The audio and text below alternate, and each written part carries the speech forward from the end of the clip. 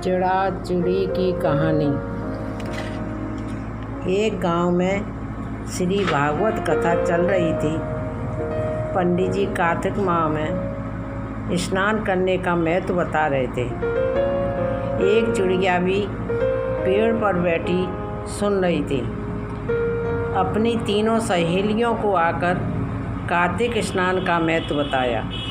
वे चारों गंगा जी के किनारे एक पेड़ पर घोंसला बनाकर रहने लगीं और सुबह कार्तिक महीने में स्नान करती, उसके बाद कुछ अन्न जल ग्रहण करती। कार्तिक की पूर्णिमा के अगले दिन प्रतिपदा को उन्होंने सोचा कि खिचड़ी बनाते हैं। सभी ने मिलकर घी, चावल तथा दाल का जुगाड़ किया और खिचड़ी बनाई। सबने सोचा कि पहले नहाकर आते हैं, फिर खिचड़ी खाएंगे। पहले एक चिड़िया नहाकर आ गई, बाकी नहीं आई। उसे भूख लगी थी तो उसने खिचड़ी की भाप खा ली। दूसरी चिड़िया आई तो उसे भी भूख लगी थी, उसने खिचड़ी का पानी पी लिया। तीसरी ने खिचड़ी खा ली तो चौथी ने खिचड़ी की खुरचन खा ली। खाने के बाद चारों मर गईं। जिस चिड़िया ने भाप खाई थी वह राजा के घर राजकुमारी के रूप में पैदा हुई। जिस चिड़िया ने खिचड़ी का पानी पिया था वह कुमार के घर पैदा हुई।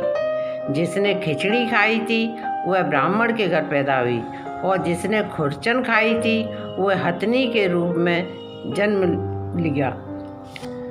कुमार की लड़की राजा के यहाँ दासी बन गई। ब्राह्मण की लड़की राजकुमार की सहेली बन गई। हथनी भी राजा के यहाँ आ गई। राजकुमारी बनी चिड़िया को जन्म की सभी बातें याद थी। राजकुमारी का विवाह हुआ तो उसने राजा से कहा कि मैं अपने साथ इस दासी और अपनी सहेली को भी ससुराल ले जाऊंगी। तो राजा ने कहा ठीक है, ले जाना। राजकुमारी फिर भी नहीं गई तो राजा ने पूछा, तब उसने कहा कि मेरे साथ इस अथनी को भी भेज दो। लेकिन अथनी जाने को नहीं उठी। तब राजकुमारी उसके कान में पिछले जन्म की सारी बातें कह देती है, जिसे सुनकर अथनी उठ जाती है। यह सब राजा देखकर चकित हुआ और उसने तलवार निकाल कर राजकुमारी से कहा कि सच बता, तू कौन है? कोई देवी है या जादूगरनी है जो तेरे कहने से ये अथनी एकदम उठ खड़ी हुई?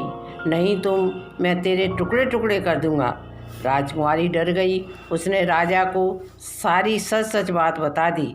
पिछले जन्म की सभी बातें सुनकर राजा बोला कि यदि कार्तिक स्नान का इतना महत्व है तब हम भी कार्तिक नहाकर दान पुण्य करेंगे। राजा ने ऐसा ही किया। उसे मुक्त धाम मिला।